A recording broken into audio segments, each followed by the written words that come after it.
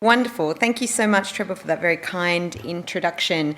So to give you a little bit of context about the book that I've written aims to use episodes from the past as a way of understanding and entering into debates that we have about digital technology today. So to give you some examples, to understand the surveillance state, I look back at the history of modern policing and where modern policing really began on the docks of the River Thames in the 18th century and what that can tell us about how surveillance works today. Or I look at the automation of work and discuss how something like the 8-hour day movement that was successful all around the world throughout the 19th century perhaps provides some guidance about how we might be able to redistribute the benefits of automation so that they're more fairly enjoyed by everybody rather than just a small coterie of the elite. I talk about movements for self-determination in post-colonial Africa and discuss how those models of understanding liberation might also be applicable in the digital age, where we often think about narrow rights like the right to privacy, but in fact I think we need something much more expansive.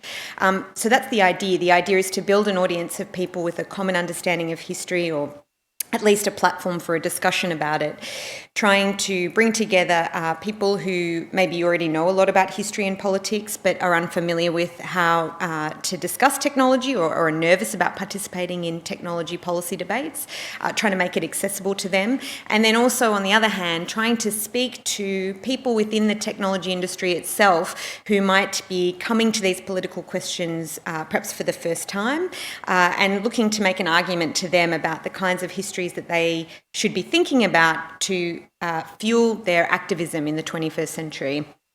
Here we go. I'm going to have to get you to put your password in again, Trevor. I don't want to know what your password is because that would be... Yeah, well, it's... Yeah. I'm going to keep my fingers on it. Perfect. I'll be very diligent, I promise. So that's just a little bit of a background about the book as to why I'm talking about these things, because I think there is growing radicalism in the tech sector that is very inspiring and very important. For a long time, people assumed that those who worked with technology were not radical, not interested in changing the world, were much more interested in working in an industry that paid high salaries and was at the cutting edge of perhaps the glamorous side of capitalism. And I don't think that's true, and I think there's lots of people who are engaging with these questions in very intelligent and committed ways. And we should be trying to build alliances with them because they're an important force to both encourage and to win a world that is more democratic and fair, which I think should be our aim in general. So today what I want to talk about then is the techlash, the tech industry, some of its history culturally and politically, and then the techlash that's come about as a result, and I'll explain what I mean by that. I want to talk a little bit about some of the more radical history that we've seen in the technology industry and why that's important to remember, and certainly it's critical that we don't forget, and why I suppose that at this particular moment where we're having a discussion about the nature of the technology industry and what we can do about some of its problems, why it's very important to consider cooperative principles and really make an intervention into the debate, I suppose, that's going on, to find ways to make technology work for the many rather than the few. And I think platform cooperatives provide some insight into that. I agree with Trevor that there's multiple ways in which we can resist some of the worst and oppressive practices of the technology industry in the 21st century. But platform cooperatives are an important example of what that can look like in practice. And I think thinking about how they are effective and interesting gives us insight into the diagnosis of the problem as well. And so that's what I want to speak about today. So let's start by talking a bit about the background of Silicon Valley and its cultural and political context. The creators of the popular television series, which you may have seen, called Silicon Valley, they make regular visits to the headquarters of various technology companies in California. And they describe the Valley as a place where the hippie culture of San Francisco has run headlong into rampant capitalism. One of the main characters in the series is Gavin Belson. He's a sleek and ruthless CEO of a Google-like company called Hooli. And in one of his many pep talks to staff, he declares, "I don't know about you people, but I don't want to live in a world where somebody else makes the world a better place better than we do." And in doing so, I think he highlights some of the ways in which hippie culture runs headlong into rampant capitalism. Silicon Valley and the tech industry more generally has long been associated with the kind of upbeat, self-actualizing capitalism. And this was perhaps best articulated in The Californian Ideology, which was an essay published in 1995 by two academics, Richard Barbrook and Andy Cameron. And they describe in it a particular approach to politics and industry. They describe a burgeoning political philosophy centred on achieving individual freedom through the natural laws of technological process and the free market. And it's a beautiful essay to read, and I think to get an insight into what drives the thinking in a place like Silicon Valley, at least in its early days, which has a long legacy. And not long after that came a manifesto from John Perry Barlow, who's perhaps best known as a member of the Grateful Dead, and he wrote the Declaration on the Independence of Cyberspace. So this was a year later in 1996, and you can see what he wrote there. Governments of the industrial world, you weary giants of flesh and steel, I come from cyberspace, the home of the mind. On behalf of the future, I ask you, the past, to leave us alone. You are not welcome among us. You have no sovereignty where we gather. While I think it's quite critical that we don't generalise too much about the politics of Silicon Valley or of nerd culture, shall we say, or geeks, I think there are some common themes that are worth drawing. And this anti-authoritarianism that comes out of some of these documents is quite important.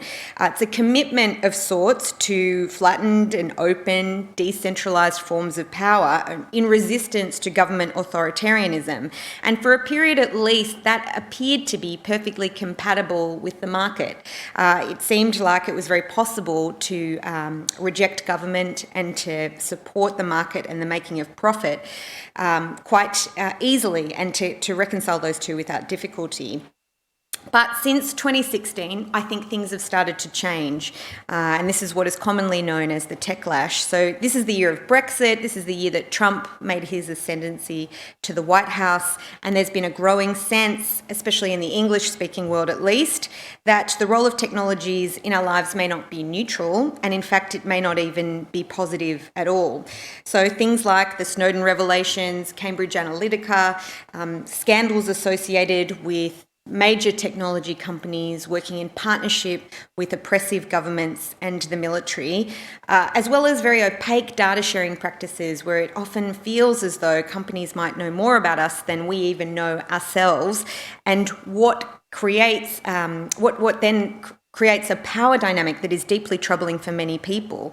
And there's a sense that technology hasn't been focused on unleashing our potential, but rather it's focused on watching us, on influencing us, on monetising and exploiting our data in ways that we don't have very much control over at all. And part of what underpins this growing sense of concern is the immense power that's wielded by these companies. Increasingly, we've seen a consolidation of services into platform monopolies. So Google, for example, it wants to offer you email, it wants to offer you maps, it wants to mine your healthcare data as well. You can be on YouTube, but now it also will know some of your very important health information as it gathers the data to fuel the power of computing that it's developed, analysing all sorts of other data before that. Something like Facebook, I think, is a very interesting phenomenon as well, whereby Facebook's trying to build a walled garden which you never need leave. So it's not just that you'll be able to exchange photos and messages with friends. Obviously, it's bought Instagram, it's bought WhatsApp. Mark Zuckerberg's vision is that you'll be able to apply for a job on Facebook, you'll be able to find a date, and eventually if Libra gets off the ground, you'll be able to pay for things. And I don't think it's incorrect to say that if Libra does get off the ground, and there's a question around that, but if it does get off the ground, it will probably be the most widely traded currency in the world, which is a significant source of power for the company who owns it, which is the code at least, which is Facebook. And then of course you have an application like Uber, which famously is unprofitable, has never made a profit at all in its ride-sharing business, and is now pivoting to other ways in which it can make money. And its new CEO, after Travis Kalanick, has talked about creating an operating system for everyday life. So it's not going to just be a place where you ride share or even now get meals. It's going to be a service through which you access lots of other services. So really consolidation into platforms which either make use of immense computing power that's available to them to churn through data, or as a choke point for you accessing lots of different services on the web. And this is deeply troubling. It creates a bunch of gatekeepers for all kinds of activities online, and it's an enormous concentration of power. Tim Berners-Lee talks about the importance of re-decentralising the web, which I'll talk about in a minute, but the re-decentralising implies there was a centralisation and there was a decentralisation prior to that. And what he means by that is that the original kind of anarchic creation of the web gave rise to a centralisation in a few different services and gatekeepers of information. And this is what I think he's talking about, and his ultimate call is for a re-decentralisation away from this. But this, I think, is a very important way in which people now understand their online lives as going through these enormous platforms. So it's also increasingly clear, therefore, that the weary giants of flesh and steel that John Perry Barlow was talking about, that is governments, are not the only entities that have considerable power and may act in oppressive ways. And so what the digital revolution has meant, at least in 2020, and I don't use the term digital revolution uncritically, I think there's ways in which it can be thought through more carefully, but I'm using it for brevity. I think what the digital revolution has meant is that a tiny coterie of men have become very rich from the innovations in technology, while the jobs that have been created by these platforms are largely immiserating. Some 57 million Americans, or 36% of the workforce, are now freelancing, and nearly 2/3 of them, it's not by choice, which is an incredible statistic in my mind. It's also meant that the profit motive of social media companies particularly is now measured by time on device, because advertising is a key source of their revenue, as well as knowledge about their audiences, which are related, which then has led to the breakdown of lots of democratic institutions and processes that people used to trust, and increasing polarisation. And it's also meant that forms of consumption and transportation that are unsustainable are proliferating thanks to aggressive funding by private equity firms in a context in which lawmakers are uninclined or unable to hold them to account. And these things have led to this techlash where lawmakers and cultural commentators and the general public are starting to become aware of the immense problems created by the digital revolution, especially in the context of a profit motive mode for which it operates. Now, the response to that has been varied. There are growing calls for the regulation of the technology sector. Perhaps most famously, Elizabeth Warren has talked about breaking up big tech, and she put a billboard right in the middle of Silicon Valley making that claim. And the idea is then to remove its monopolistic power, and I think that's a very important policy that we should be looking at. But there's also been other initiatives to try and rein in the immense power that comes from the use of unlimited data. So in somewhere like New York, they're considering different approaches to data management and the rules that apply, including creating data fiduciaries. So a fiduciary, for anyone who doesn't know, is someone who has to look after your information on trust. I'm a lawyer, so even if someone tells me something that's very profitable, I'm not allowed to sell it to somebody else, just like a doctor would not be permitted to do the same, because I am a fiduciary on behalf of my client. And the idea is to create a set of regulations that might do something similar for anyone who holds data about you. But then the one that I think is perhaps most exciting, I should say, is a growing escalation in radicalisation of workers within the technology industry, and that's what I wanted to focus a bit more on today. Who are the people that are working in this space? What's their roles as makers of technology, especially technology that can be both liberating and oppressive? And in what can we learn about what they're telling us is coming out of the industry? I'm excited about this because I think it's really interesting the way it's taken hold. So to give you an idea, if you haven't been following this, the Google walkout took place recently. These are some examples of the radicalism I'm talking about. The Google walkout occurred recently, which had 20,000 workers walk off the job to protest unfair and secretive payouts to executives who've been accused of sexual harassment. There's been protest done over the work that some of these companies do. So Google has been involved in a couple of different projects, including Dragonfly and Maven, which involve either military applications of their technology or censorship of their technology to enter markets like China. And there's been increasing collaboration amongst technology workers who work in different jurisdictions, so in places like Brazil and in China and India, collaborations between them to resist some of these practices and to try and hold their companies to account.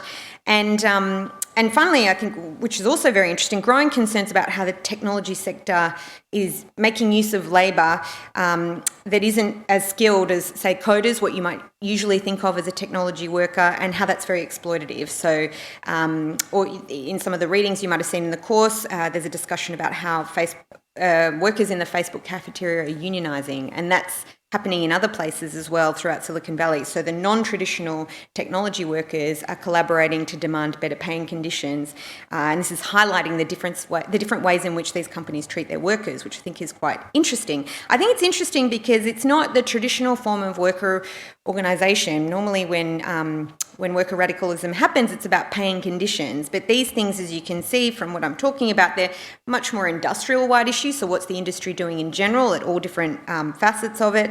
And I suppose political, really, philosophical. What's the role of technology in our lives? And for that reason, I think that encouraging this and trying to build a technology sector that's based on solidarity can improve the experience not just of workers within the industry, but people's experience of technology more broadly, which makes it an urgent task, I think, to support people doing this work. So let's talk a bit about what kinds of issues they're bringing to our attention. And I think it's quite critical to do that so that we can talk then about what alternatives might be necessary once we've diagnosed the problem. And I think the reality is that the tech sector is built on exploitation. So that's exploitation of people who work within it, who keep it going, and then also the way in which technology is designed in such a way to privatise the gains of that technology and socialise the costs. So I want to talk about these two things in turn. So the first one I want to talk about is the reality of what it means in terms of work and the technology that's being designed today, the impact that it has on our working lives. According to, the first place I want to start to talk about this actually is in Silicon Valley itself. So according to a 2016 study by researchers at the University of California, the information sector has quadrupled in that area since 2001, but the industry has added surprisingly few jobs. Over the last 24 years, direct employment in tech products or services has grown by 31%, which actually works out at very low, about 1.1% a year. And that's partly because not all workers in the tech sector are treated the same. When we talk about the technology industry, we're not just talking about coders who sit in open plan offices wearing hoodies. We're talking about all sorts of different people who might not be classified as employees. So there's really obvious examples here. Uber has 19,000 employees, but it actually has 3 million drivers who are not classified as employees. Facebook has around 35,000 staff and 15,000 content moderators who work in terrible conditions. Google, for the first time now, has moved to the point where a majority of their workforce are contractors rather than employees, which I think is a significant change. And then, of course, there's companies like Amazon where huge numbers of people don't work in head office designing technology, but work in places like fulfillment centres or delivery services. Now, this is causing tension. The way in which people are being exploited more and more in more visceral ways, despite being in an industry that's supposed to be growing and empowering, is causing a huge amount of unrest. So agitation from Google workers who were under contract, not employed, has won a situation now where Google requires contractors to pay a minimum wage of $15, to pay sick days, health benefits, parental leave, other kinds of benefits as well, which I think is very interesting. Around 90 contract workers for Google in Pittsburgh, who were actually employees of a subsidiary, HCL America, last year voted to unionise, which I think is interesting too. But in some ways, the tech sector or the the people who are working on the coding type stuff or products is really only the tip of the iceberg. Platforms like Amazon really are transforming work as we know it, as I'm sure I don't need to tell you. But something like Mechanical Turk, for those who don't know, is a job platform that Amazon runs. People are paid as little as $3 to $4 an hour. And the research by Pew suggests that actually 25% of people who take this work do so because they have no other option.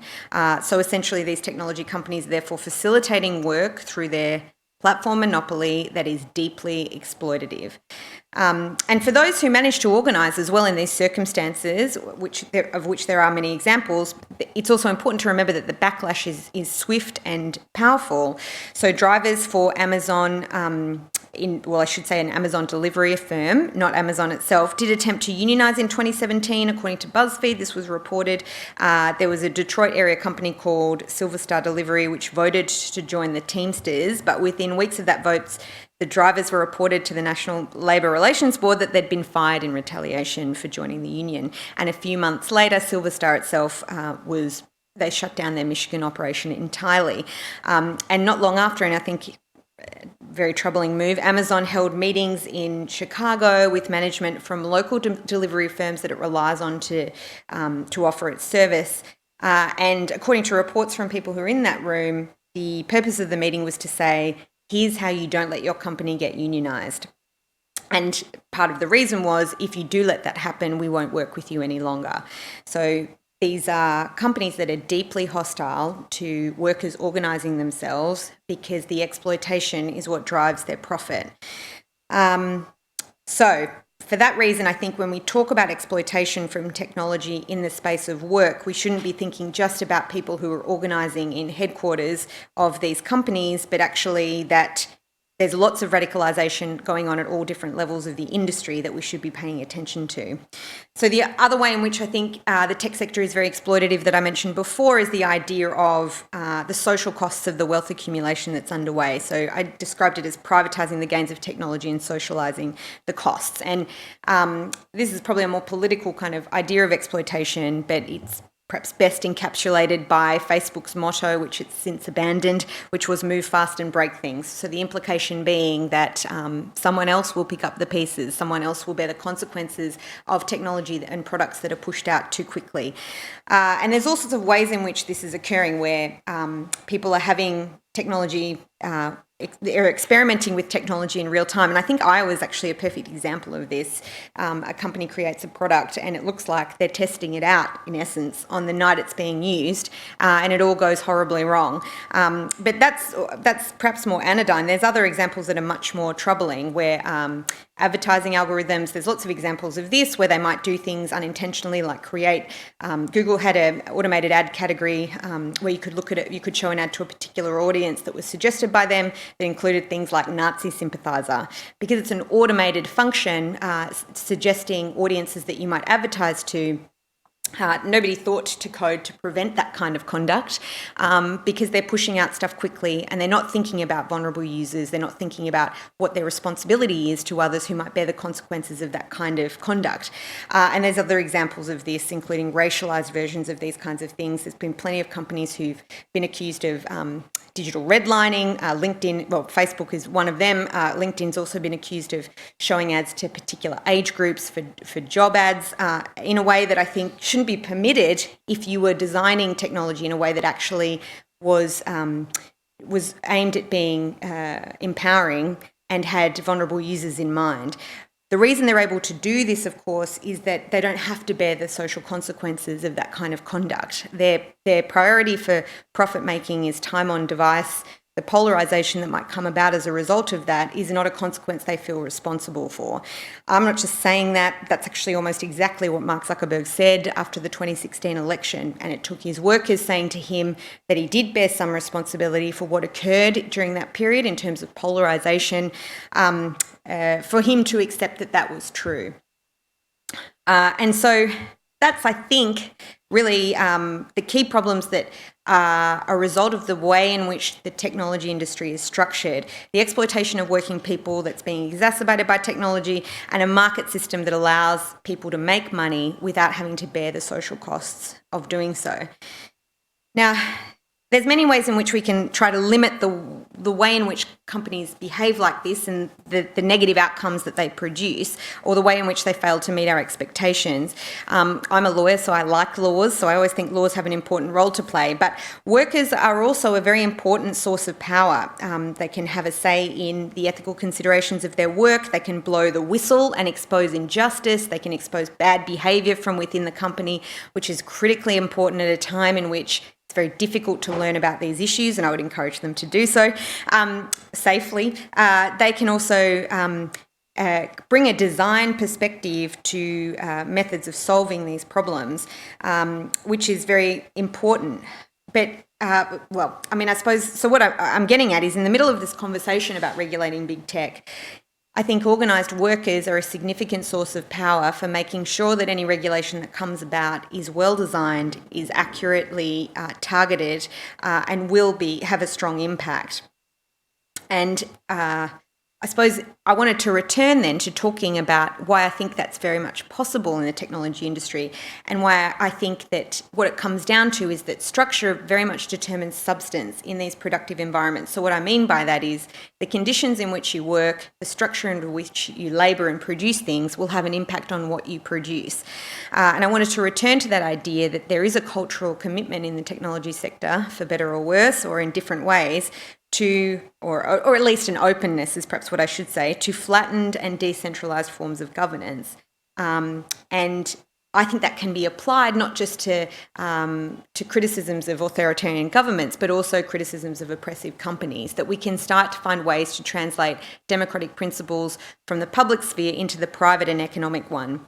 And to that extent, I think cooperative modes of working and of organising production have renewed relevance in the industry. And given how powerful some of these technology platforms are, I think we can start to imagine the potential that might be unleashed if such platforms were arranged in a cooperative way. So, as I mentioned before, one of the guiding themes of my book is to look at the past as a way of understanding how we might be able to build a different future. And I think, once again, history can be a really helpful guide in these contexts, because there's a counterpoint to the Californian ideology. It's not the only it's not the only cultural driving force within the technology industry. That for a long time, actually, in the technology sector, and people who are working with technology have done so in collaborative ways, and they've recognised that governments are not the only source of oppression, that in fact the profit motive has a way of ruining the potential of the digital age. And I want to explain what I mean a little bit more. I want to do so by looking at the history of the free and open software movement. And the reason, let me start by explaining what the free and open software movement is. So if you don't know, free and open software is software in which the code is available and able to be known by users. So if you're a non-technical person, what usually happens is you might download a program and it executes on your computer. You don't get to see the underlying code. You don't get to have any transparency over what is in there. You don't know because it's proprietary. So it's protected by copyright, and it means that the company doesn't have to disclose it. And in fact, not disclosing it is the way in which they make money.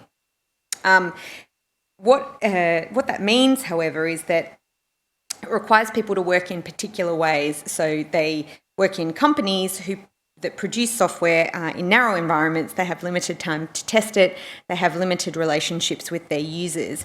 Let me explain this a little bit more. When computer programming was still in its infancy in the 60s and 70s and 80s, many significant developments took place in universities where students were collaborating. They're experimenting with these new things called computers. They often worked very collaboratively. So what they might do is they'd write code, they'd share it with each other, they'd modify it, they'd exchange information about errors in the code or bugs. And this was really the beginning of the free and open software movement. The idea is that it's available to see and available to be worked on by anyone who wants to, and that you can therefore modify and improve it according to what you want and what you need. And this is not an insignificant part of our technological history. So what is up there is the Linux penguin, for anyone who doesn't know. Some of our most radical technological developments in computer science were the result of this kind of collaborative teamwork. So Linux and the Linux kernel, which is free and open software, underpins lots of consumer products that we use today. They were used in some supercomputers and things like that, but they're also central to Android technology, so used by millions, if not billions, of people around the world, largely built by volunteers, which I think is an incredible achievement. And working in this way, I think, is empowering in the sense that people could write code that suited them and collaborate and communicate and design things that suited them and share it with others. But it also meant that it's effective. Well, the reality is that it's effective. So software that's created in these contexts tends to outperform software that's created in closed and proprietary environments. But part of the reason is kind of quite obvious when you think about it, because when code is available and transparent, everyone can look at it, they can spot problems, they can find ways to fix it. Creates an open and dynamic dialogue between users and makers, or much more so than in a proprietary setting. So rather than just getting an error and you having to perhaps report it to the company, you can have a situation where users become developers as well, and that there's a cycle that's positive and uplifting that can improve the efficiency of these products, as well as mean that people who are building them according to what they need. So when we talk about free and open software, we're not talking about software that is free to download without cost, although that is often the case, because you can download the Linux kernel for free. What we're actually talking about is software that's created in conditions of freedom, so liberated from the profit motive. And this kind of freedom to collaborate was actually really essential to the success of the free and open software movement. And it's the promise that comes from being able to labour creatively and innovatively without the necessity of working for wages. Now, it's not the case that that's available to everybody, of course. So there were people who worked on free software projects that were from universities, of course, that were very privileged, and there's ways in which others could be brought into that fold. There's plenty of criticism to be made of the free and open software movement, but what I'm getting at, I suppose, is that at its core, it was a movement that aimed to dismantle or at least protect people from the alienation that's commonly associated with working on proprietary software and also using proprietary software. And because I like history, this draws me back to other explanations of this freedom from alienation, I suppose, and how important that is. It's good for those who are making the technology, because rather than becoming just a cog in a system that produces something for someone else, you're allowed to see what you've created and you become much closer to the product that you've created. And this is what Marx called our species life. So when Marx talks about alienation, which he spends a lot of time talking about, he's not actually just talking about bosses skimming profits off workers. He's actually talking about something much more philosophical, more spiritual than that. And I think he's got a great quote about this. He says, in tearing away from man the object of his production, a strange labour tears from him his species life, his real objectivity as a member of the species, and transforms his advantage over animals into the disadvantage that his inorganic body nature is taken from him. It's a deeply spiritual idea that when you work, you're giving something of yourself to others, and being able to do that in conditions of freedom makes you better at your job, I think, and gives you context, gives you a community, gives you a sense that you're doing something important. And that's great for workers, and I think it's important to remember that. And working on free software is one way in which that happens. But the other important component, of course, that we're getting at here is that it's also good for those who use technology. So the dynamic between users and makers is fluid, it's not one way, and it becomes a way in which you can scratch your own itch. That's what lots of people talk about in the free and open software movement, that if you need to do something, you can build it for yourself and then you can share it with others who may make use of it as well. And this is critically important, I think, because often when we talk about innovation, we think of people like Elon Musk, we think of Jeff Bezos, Bill Gates, or Mark Zuckerberg. We would think of some tortured genius working alone, or a billionaire that came up with a really bright idea and now is entitled to the enormous amount of money that they can get from it. But I think this theory ignores all the other people who are operating, working, collaborating on these kinds of projects, that for every billionaire, there's many others who have worked to bring this technology to life. as coders, of course, but also as users providing feedback.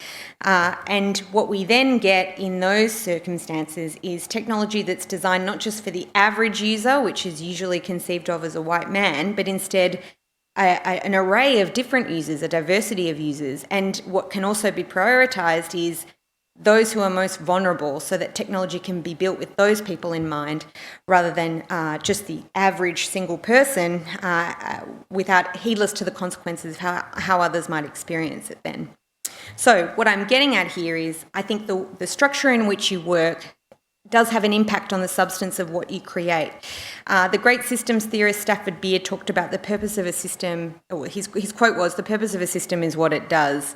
And one of the most significant problems, I would say, of the 21st century is that computing has become structured in a way that's fundamentally undemocratic. Our whole relationship with personal technology has been organised around the needs of commercialisation rather than scratching our own itches. That is to say, the design process serves the interests of the market rather than the interests of the user. And the commodification has been the driving force behind the growth of software companies. It locks people into a technological relationship that serves the interests of profit maximisation and structures productive capability to preserve this state of affairs. And there's no way for the average consumer to know what their computer and most of what the software on it is doing. And even if they want to contribute to making technology better, they don't have the capacity to do so often. And this is a deep problem. If we're going to improve things like public participation, as well as improve and limit the worst excesses of technology today, we need to create more dynamic relationships and collaborative ones between users as well as makers of technology. And this is how we get to a situation where the majority of technological development is focused on things like, what is my mother no longer doing for me? And this is the guiding principle for creating products. Or how can this human experience or activity be exploited for profit? Rather than, say, solving problems like climate change, addressing health concerns, finding treatments, or improving public participation, which are much more urgent problems to solve. And this is the great waste of our generation, I think, the great waste of human potential in not devoting the industry and the great capacity of humans to solving these kinds of problems. So if we do agree that technology better serves users if workers are working in a structure that doesn't have profit as its ultimate aim, then I think organising can take lots of different forms. Unionisation, as mentioned before, is an important part of that. Ownership by workers is also very important in the form of shareholder capital as well as other things. That is a common feature in Silicon Valley, so we've got some problems with it. But I think in many other contexts, these things are important to experiment with. But while I think it's absolutely critical that the work in the technology sector is done in situations that are not exploitative, I'm also not convinced that necessarily just putting workers in charge of a company like Google would solve all our problems. I'm not sure I want all those engineers just managing the company. What we really need to create is the space for other stakeholders who are affected by this work to be heard and to participate in these design decisions. And in that way, a cooperative model, I think, dovetails very nicely with ideas of open source and the growing labour activism that we're seeing in the tech sector. It has very real-world implications for the technology produced and used by millions. And it's a critical question because technology companies don't just write code anymore. They often write the rules for how we participate in public life, and it's really urgent that this work is done well, and it's done ethically, and it's done in partnership with those who will be affected by it rather than to them. And for these reasons, I think the cooperative model has a lot to offer. So Trevor talked about this before, but I think it's worth returning to these ideas. What is a co-op? It's defined as an autonomous association of people united voluntarily to meet their common economic, social and cultural needs and aspirations. And it's jointly owned and democratically controlled. And the platform is a component of that, of course, as an online application or website used by people to connect to one another and to organise services. So central to the idea of the cooperative movement is that democracy is not just something for the political sphere, it's also something we can apply in the workplace. And it's, I think, the critical way in which we can start to think about and critique the centralisation of services in monopolies. So what are currently platform monopolies, what they might look like if they were in fact platform cooperatives. And that highlights, in my mind, the gulf between what we have and what might be possible. So there's some examples of this. So Beehive is from actually my home country. It's in a small community of people who are building an alternative version of Facebook. I think it's very cool. They use it as a platform to do lots of the things that you might otherwise do on Facebook. You build social capital, you run events together, you communicate with each other, you share stuff. They have a car sharing service, they have a tool library, these kinds of things. And the idea is that to participate, you become an owner of the cooperative and you have a share and you have a vote and you have a say in what gets built. And that means, and they're explicit about this, that your data is not shared with others, it's not sold, and it's not then sold back to you in the form of advertising, that the community listens to each other. And this is kind of a hyper-local, really interesting alternative that would otherwise be, I think Facebook might use this, or might be used for this purpose, but it's being done in a way that limits the capacity of these platform monopolies to control huge amounts of data and act as information gatekeepers and choke points. There's lots of other examples of this. So, and if we think about the web as having multiple different layers, so the social layer or the upper layers in which we socialise through programs like Facebook or its equivalent Beehive, there's also other layers of the web, like the base layer in which traffic moves, so the networks and the internet backbone. And I think networks, which is the bottom image there, is an interesting example of this. These are not necessarily platform cooperatives, but you can start to see how public ownership might work in this context. So this is local communities organising to provide broadband services in places that are not well served by the private sector. So for too long, a small number of companies control accessibility of the net, accessibility to the basic infrastructure of the web. And what we're starting to see in the United States is public ownership and taking back of that power and the provision of accessibility to network services, which is very important. And that really is the re-decentralisation of the web. So people who would otherwise be left behind by the market because they're not profitable to connect to the internet in a decent way at a decent speed is better served by a public authority doing so. And then there's things like Lumio, which is a New Zealand-based software company that produces something in between those two different layers of the web. They're essentially run as a worker cooperative. They're a private company, but they do run essentially as a worker cooperative and have their origins in cooperative models. And then there's, of course, Fairbnb, which you may have heard of before as well, which takes the best bits of the sharing economy and tries to make sure they're socialised rather than privatised. These are all really exciting experiments, and I think that they're worth supporting and worth getting behind. And we need more technology workers who are prepared to commit to helping these projects get off the ground, because it is very difficult for them to succeed. I think they struggle, especially when they're facing off against some of the most centralised sources of power in our society today. And there's things that people can do. Bernie Sanders has got a policy to support cooperatives, which is fantastic, I think, and others should follow suit. Jeremy Corbyn also had a program for supporting cooperatives in different ways. You can fund them, you can provide them with tax incentives, you can find ways in which companies that might be otherwise going bankrupt get sold to the workers instead. There's all sorts of ways in which we can encourage these things. What I would like to see as well is the tech sector getting on board, because I think it's very critical that these people have access to good technology, and the people who build it are in a good place to do so, and they'll make good things when they participate in cooperative spaces. So I think these kinds of programs are quite critically important, partly because the culture of working collaboratively is something that exists in the tech sector, which sometimes takes place even in circumstances that cooperatives don't exist without people realising. So let me use an example. GitHub is one of these. So GitHub is a platform that was designed to host and manage software as it was developed. So people could collaborate online. There's a uniform system of providing feedback, of building your skills as a developer and showing your track record in doing so. And it often felt like, in my view, a cooperative space because it was free to use, people collaborated on there all the time. But the reality is that GitHub was not that, and it was bought by Microsoft in 2018, as you can see there.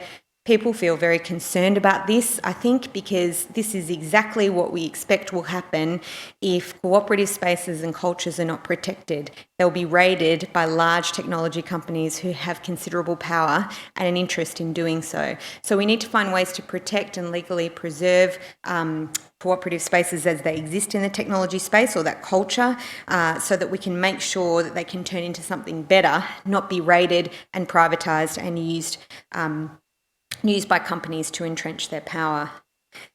So that's where I wanted to get to. I wanted to end on a positive note, not just about GitHub, because that's a bit too sad. The Google walkout did get 20,000 people involved in activism in a company that hadn't really had something like this publicly happen before, which I think is a fantastic achievement. And so I think the tech industry in many ways sits on the edge of something really promising, and it requires us to make alternatives to capitalism clear and compelling to them, and have discussions about how that works in technology spaces, but also build upon a culture that already exists there, that is already predisposed towards collaboration and excellence in what they do, a commitment to that, which is best served by doing it in conditions, building technology in conditions of freedom.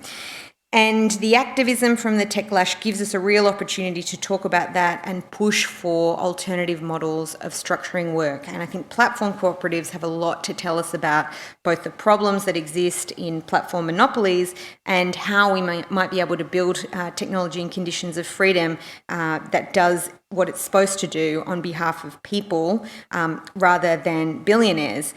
We're already moving into this world in which work can be flexible and self-directed and prioritises the sustainable use of resources. We have an immense amount of social capital that for too often and for too long has been poured into the gig economy rather than building a genuine sharing economy. And I'm hopeful that if we work with technology sector workers, we can find ways to maximise the benefits of cooperation in a technical sense and support these nascent movements for a more democratic digital future. Thank you.